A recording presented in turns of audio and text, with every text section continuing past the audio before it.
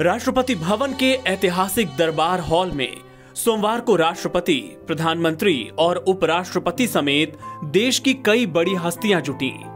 मौका था पद्म अवार्ड्स के वितरण का। कैमरों के चमकते फ्लैश और तालियों की गड़गड़ाहट के बीच राष्ट्रपति भवन के रेड कारपेट पर नंगे पांव बढ़ते कुछ बहुत ही साधारण से दिखने वाले लोग नजर आए।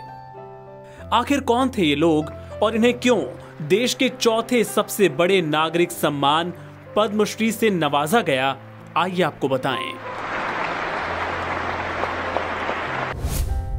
हरेकला हजब्बा, संतरे बेचकर पाई पाई जोड़ी गांव में बनवाया स्कूल।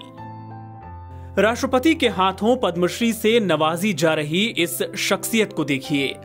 लुंगी के अंदाज में लपेटी गई सफेद धोती, सफेद रंग की शर्ट और गले में लपेटा हुआ एक सफेद गमछा, पैरों में चप्पल तक नहीं, बिल्कुल नंगे पांव। यह है कर्नाटक के हरेकला हजब्बा। हरेकला मंगलुरु की सड़कों पर टोकरी में संतरे रखकर घूम घूम कर बेचा करते हैं। दक्षिण कन्नड़ जिले के जिस गांव में वो पैदा हुए वहां कोई स्कूल नहीं था, इसलिए पढ़ नहीं सके, लेकिन ठान लिया कि अब यहां पैदा होने वाला कोई बच्चा अशिक्षित नहीं रहेगा। संतरे बेचकर पाई पाई जोड़ी और गांव में स्कूल खोला। शिक्षा के प्रति उनके इसी जज्बे के लिए उन्हें पद्मश्री से सम्मानित किया गया।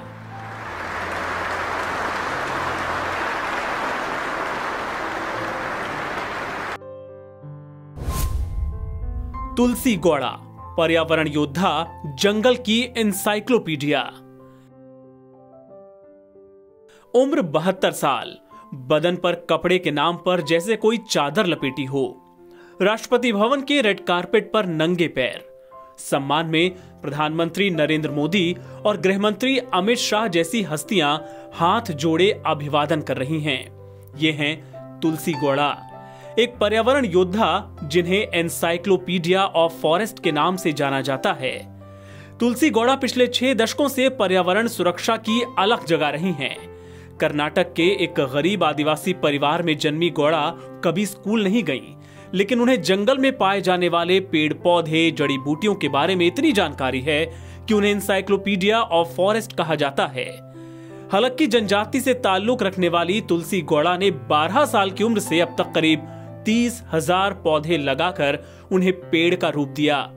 अब वो अपने ज्ञान के खजाने को नई पीढ़ी के साथ साझा कर रही हैं, पर्यावरण संरक्षण की अलग जगा रही हैं।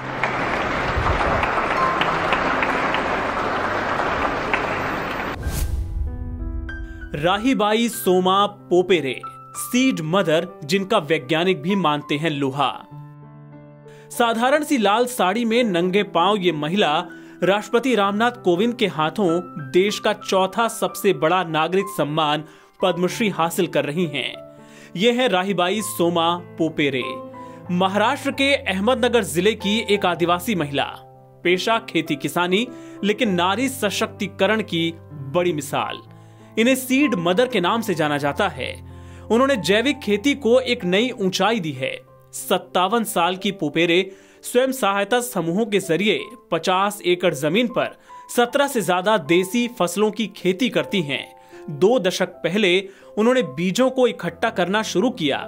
आज वो स्वयं सहायता समूहों के जरिए सैकड़ों किसानों को जोड़कर वैज्ञानिक तकनीकों के जरिए जैविक खेती करती हैं।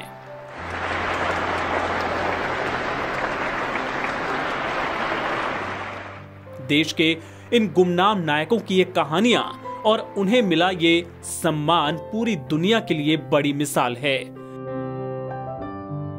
ये देश सेवा की सच्ची प्रेरणा है।